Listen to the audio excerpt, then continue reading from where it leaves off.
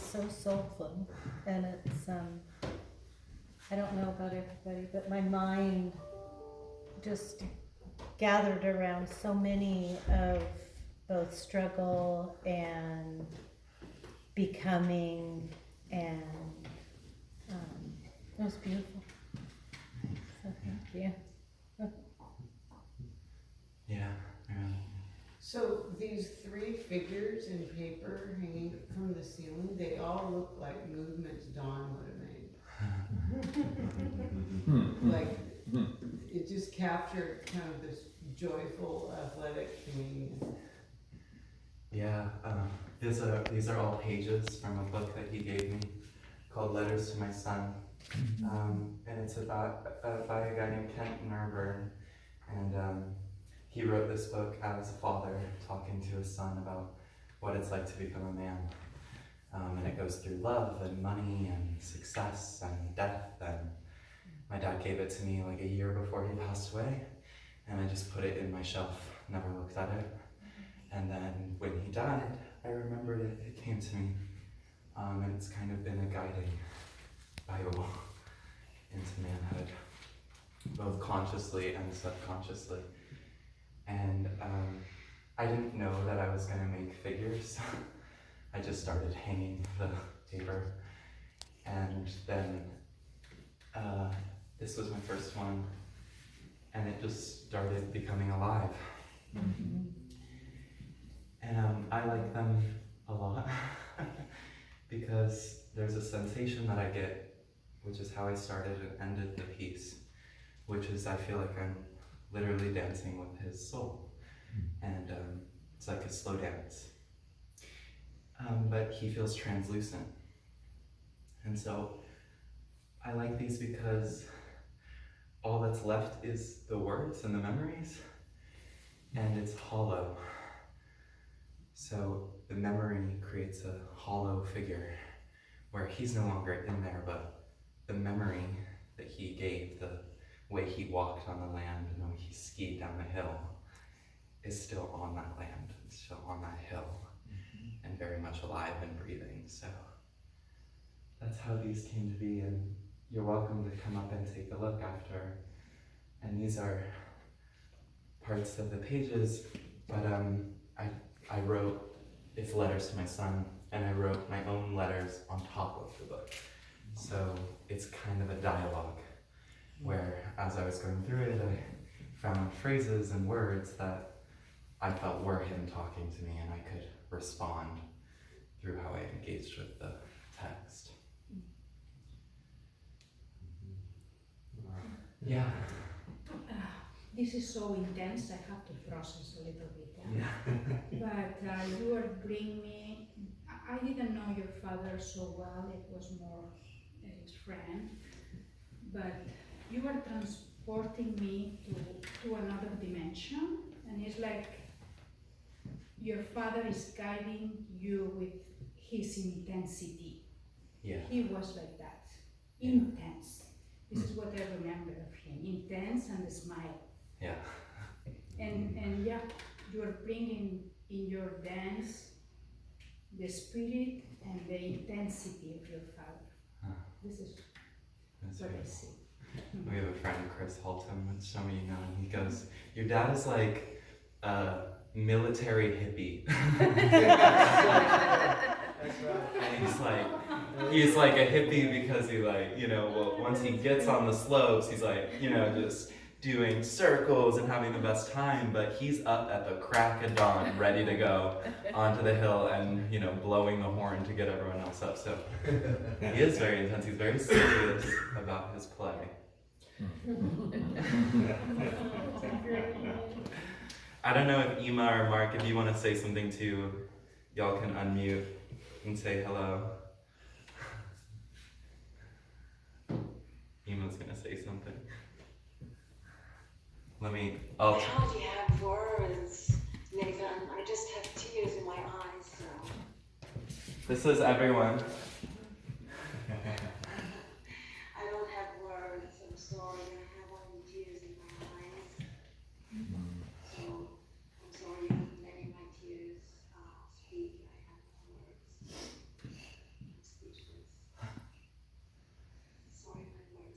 you know, it's been funny because there's been some people that have come into my life, and they've been like angels that have guided me. And one of the things Ema says to me is, she's like, it's like your adolescence was kind of taken when your dad died. It's like you had to grow up. And I feel like Ema's a person that have come into my life and like been one who can help me go forward, but also helps me remember that, you know, I'm a kid too, and I'm just learning and growing. Yeah. I told you he helped you to live. He helped you to take off of your trajectory. So he helped you to take off. So he is helping you. Actually, it's a presence, because his presence is very, very, very felt. So he is helping you to take off. Yeah. Mark, do you want to say anything? This is Mark, my boyfriend. He's in New York right now, but he normally lives here. It's bedtime for him.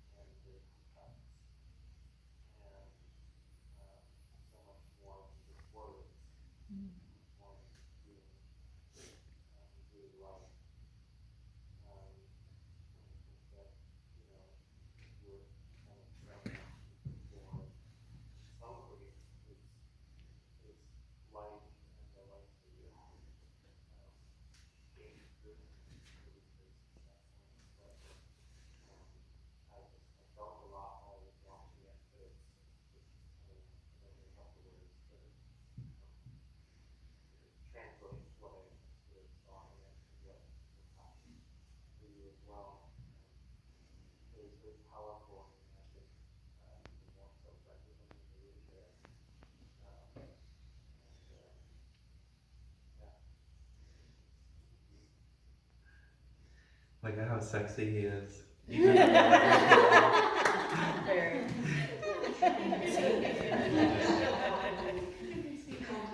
The whole life. So every year there will be a new edition. So it's almost like the autobiography of your work. So Yeah. we will have this evolution of that piece year by year by year, and then we will see what happens, you know, when we get, you know, like in the 20th year or something like that. Then we have a kind of a whole history of his life as well. Yeah. Ema's my director. Yeah, she's pretty amazing. Yeah. Anyone else want to say anything here? Yeah, Pete. Yeah, this is P.I. speaking. I got to know your father really well, and I just want to say to you that just in this moment in time, I feel confident to tell you that he's like the proudest father in the world at this moment, for sure. Congratulations. Yeah. I wanted to say something also. I don't know if it's appropriate to say I wanted to speak to you in particular, but I think it's okay to say this in front of everyone else. I've already told your mother this, is that during the original memorial, you know, we all got up and said stuff, and you went up and spoke your truth. And maybe for some people it might have felt a little uncomfortable or something, but I was very blown away by what you said, because I had a very similar relationship with him, where we started Earth, Sea, and Sky tours before it became Earth, Sea, and Sky Vacations. And I met Don on a Cabrillo College ski trip, and he was always a better skier than me, and I always had to try to keep up with him. And I know that intensity you're talking about. And we did a lot of stuff together, and you know, some of it, might even have been a little illegal. You know, I mean, we grew a little hot together. We did stuff, and a lot of people didn't see that side of Don where I did, because I was the bad boy. Don was the kind of the good striving guy. But so we started this business, Earth, Sea, and Sky Tours, and I just felt, because his intensity, I felt under his thumb. And I was kind of goofing around and doing drugs and doing kind of crazy stuff, and he was like ready to get to work to make some dough. Yeah. So I felt the same pressure you felt, because he's like, come on, let's do this, and I was just like totally intimidated, and it's like, sometimes I want to slug him, because he was so freaking intense, you know, but he was so, you know, but he's such a nice guy. And then I went on trips with you guys down to Cabo, and then I went skiing with him all the time, and I loved him, like, you know, and every time we talked, it was like a brother, you know. He had this respect for me, and I had this respect for him, and I just want to tell you that I had this kinship. When you said that at the memorial, it just touched me so deep, because I had that same thing with him. So I just want to say it to you.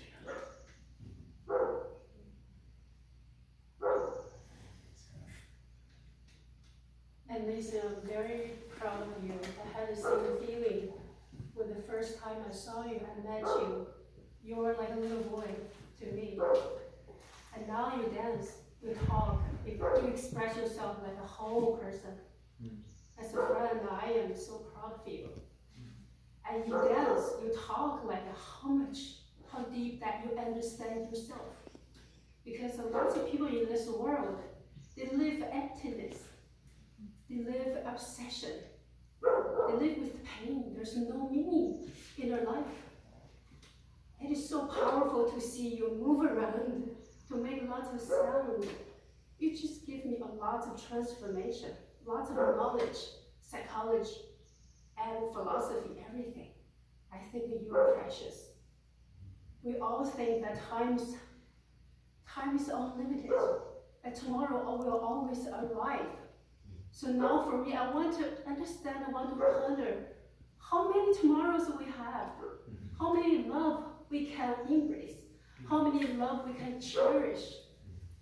So I want to understand, and I want to continue to see you grow. I want to continue to see amazing transformation and healing power you give us through your dance.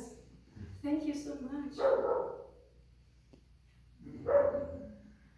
Well, it was so beautiful. It's tough to follow, but Nathan, just to say that you have the most amazing gift to share emotion, and yeah, you really moved me through this to help me to understand things around my father and who's still alive, and what I need to try to do, why he's there, and just also what you've been going through, which I don't think any of us could realize or probably thought about enough, because we're thinking about our own relationship with Don and what it was, and we're trying to feel the emotions that we want to relating to Don, and you just really helped me to bring emotions a little bit more to the surface today. So thank you so much for that. Yeah, I don't know if I said this or not at the memorial, but like me and my dad had a really rocky road. And then it was about 2 years before he passed, we took a dive trip. It was the first time I was going to go diving with him. And he was so excited about that, And we were fighting the entire trip, just like at each other's throats. But by this time, I had started kind of my meditative practice, and I was aware enough to understand that needed to change. That it was me who was gonna have to change it. And so I remember talking to my mom, and just like in this conflict, and I don't know what exactly made me. Wow, this is crazy. I'm just realizing this for the first time. But I wrote him a letter. And there's a spiritual practice called finding completion. And wherever you have feelings of regret or feelings like you made mistakes with someone, you write them a letter to find completion. And you take full responsibility. You don't blame anything on them. Because they can do whatever they want with that information, but you find completion in yourself. So I was like, okay, this is what I'm gonna do. So I wrote a letter, which is so funny because I've never made that connection before. And we went out on the dock of a pier, and I knew I had to be really careful with my words, because I couldn't get into that neurotic interlock with him, that was not the purpose of me going to him. So I had to really read it carefully, make sure that there was no blame in it. And then we took the letter and we threw it in the sea. And he, he did not apologize. He did not take any responsibility at all. He was like, "You're right, Nathan." And I was like, on the inside, but I was like, "We are gonna move through this because that's what we're gonna do." And it was a huge moment. So in thinking about, our relationships with our own parents or our father or whatever. But the thing is that there was a couple other times where I started getting into it with him, and he said, "Clean slate, Nathan." That was like our word, clean slate, clean slate. And the clean slate came up, and I was like, "You're right, clean slate." And then we had probably the most intimate, deepest 2 years. And then he died unexpectedly. And I think if I wouldn't have gotten those 2 years, the amount of pain that I would have experienced, I already went through a lot of pain, but the amount of pain I would have experienced would have just been unbearable in certain ways. So I think we don't know how many tomorrows, and like no one wants to hear that, but there is something that you live differently when you get, Emas from Egypt and kind of studies the Egyptian, or knows about the Egyptian mythology. Death in Egypt is in some ways, and in a lot of other traditions, it's a blessing. Mm-hmm. It's an awakening experience. And it's so hard to think of it that way, and little parts of ourselves when we die, but those are awakenings too. That those can transform us as well, because we can somehow become more when that space is made from death. So I just wanted to share that and I think I'm still trying to make that connection with him. Last Father's Day, I didn't, not this coming one, but the past one, I didn't know what I needed. I think I was with Mark in New York, and I didn't know what I needed, but I was like, I need something, because I don't know what to do. And we did a little kind of ritual majig, and by the end of the ritual, I told Mark, I said, what's different is now I feel like I'm still getting to know him. Mm. That our relationship is still continuing somehow. And somehow that's possible. Somehow he's turned from this finite body into all of you and all of nature. Somehow he talks to me in a way like, however poetic and cheesy it is, like a butterfly will like move its little antennas, and I'll be like, "Dad." Or a monkey in Costa Rica, I've told some of you that story, looked at me, and it was like his soul coming through. And so the next project that I'm doing with this is called The Ashes Live Again, and we haven't spread his ashes, well, we spread a bit of his ashes, and we went out. Can I tell this story? Sure. We went out on paddleboards in Capitola. That was the first Father's Day, wasn't it? Do you want to tell them the story? It's kind of fun. So I had some of the ashes, not a lot of them, but some of the ashes in a plastic bag, and I put it down in my life vest, and it was in there. And the waves were just a little bit high, getting out, and so we were going to have a sacred ceremony. It was Meredith, Nathan, me. I had 3 paddle boards. We're all going out there. It's like trying to just get all 3 of us together in one place is not that easy. And we see her on the beach, and she's going, I don't know where they are. They fell out. Somehow they fell out when I was getting in, and I could not find them. I paddled back in. I'm looking on the beach. I ran back to the car. I have no idea where those ashes went, but my thought was like Don needed to get back in the water, and he was going to make that happen no matter what. He didn't want to wait for the ceremony. He was not into the ceremony. He was about the water. The ceremony is the ocean. So yeah, we're doing, but we do have some of his ashes, and he requested that they be spread at this dive spot in Mexico, and so this piece will now evolve into a film called The Ashes Live Again, and it's about that transition. It's Letters to My Father, I think, for me has kind of been more of a mourning of that finite person. And for me now, this is a transition into how that finite spreads into the entire world and communicates back to me through the smallest of little synchronicities and miracles. So that's the next project, which you all, by coming, I so deeply appreciate, have helped to support to make that happen. So I just want to acknowledge and say thank you, like, really, like, you know, the support, like, some of you have been coming here for, like, the past year to, like, reoccurring performances, and, like, I just want to say, like, thank you, like, because of you, like, I'm able to do this stuff, and see a future where, like, this can be my living, which is crazy, and, like, I'm so appreciative.